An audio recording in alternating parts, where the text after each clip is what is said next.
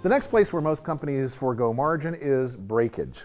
What I mean by breakage is any kind of loss of the product, whether it's stolen or damaged or mishandled or too many of them given to the customer, more than they paid for, any kind of reduction of inventory. And that could also refer to services, and doing the wrong thing with the time that could be billable to a customer.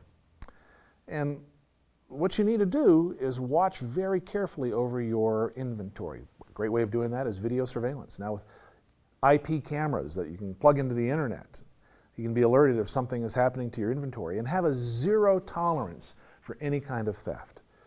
Once theft is tolerated in an organization, it's a downhill spiral to bankruptcy. And then create incentives to reduce the breakage. And similar to the tactic I just mentioned to you with the salespeople, first discount coming out of their compensation, you might try something similar with the people that are handling your products in the warehouse. So let's say that you have a 10% breakage on your products, which is sadly sort of in the ballpark of a lot of companies. So what I suggest that you do is rebate back part of your savings, your breakage savings, back to the people that are running the warehouse. Now here's the deal, guys. Let's get the breakage down to 2 points, and we're going to give you a fill-in-the-blank bonus. Everybody wins in those particular deals. Plus, it brings the attention to breakage to the people that can control it. Next place where most companies forego margin is shipping costs. They just haven't controlled them. They're not watching them. They're either bundling shipping in. It's costing more to deliver to the customer. They're not watching that. So look for places where you can cut that cost, especially as fuel prices increase. This can be a place to eat your margin very rapidly. So look for ways of doing electronic distribution. Use express shipping where customers are willing to pay for it or where you screwed up and you're fixing things, but don't make express shipping necessarily your standard of doing business. It's just too expensive. And maybe you want to look at some provisioning services to make your job a whole lot easier. A lot of the shipping companies will store your stuff in their warehouse, pull it off of stock and ship it to your customer. So will the distributors. So you may want to look at some ways to have other people take care of that for you, where they get way better shipping rates than you do. Another place where companies forego margin and profits is an inappropriate warranty. It may be too generous. They may have a lifetime warranty where the industry doesn't expect a lifetime warranty, especially for products that roll out of service after, say, 3 years. It doesn't make sense. Or not generous enough. And the problem with a not generous enough warranty is people tend to, if you have like a 30-day warranty, they'll call you on it. So you'll have a lot higher warranty repair than if you have an appropriate warranty for the marketplace. And extended warranties may be a place for you to increase your profitability. A lot of companies make more margin on the extended warranty than they do on the product that they sold to begin with. So make sure that you have that program available as a way to increase your profitability. Another place where companies forego profits is old overhead models, such as old facilities, old telecom approaches, where they're paying 25 cents a minute for long distance. Of course, that's just stupid.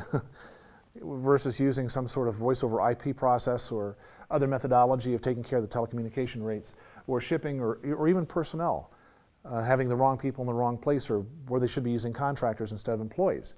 So if you're running the company, you may want to re-examine your entire operations for ways of increasing your profitability. And the final one I want to talk about is resource utilization. So look for ways of maximizing the return on your resources, whether it's looking for ways to license your intellectual property or reallocating unused tech time to selling. If your techs are just sitting around unbilled, get them out in front of customers who could be doing business with you. They become a sales asset as well as a technical implementator, as well as a technical implementation asset. Now, if you're billing hours, they don't need to be out selling. But if you're not, they do need to be selling. Rent any empty space that you have. Even if you have a couple of empty offices, it may be a possibility that you can rent those to somebody that has a low usage to bring more profitability into your organization and get better use out of your real estate asset. And sell any unused inventory you have on eBay or surplus.net, or you might want to barter it for other services. Don't let stuff be laying around that's not doing any good. Let's put it into action, or at least get the money back into place so that you can increase your profits. Sound good?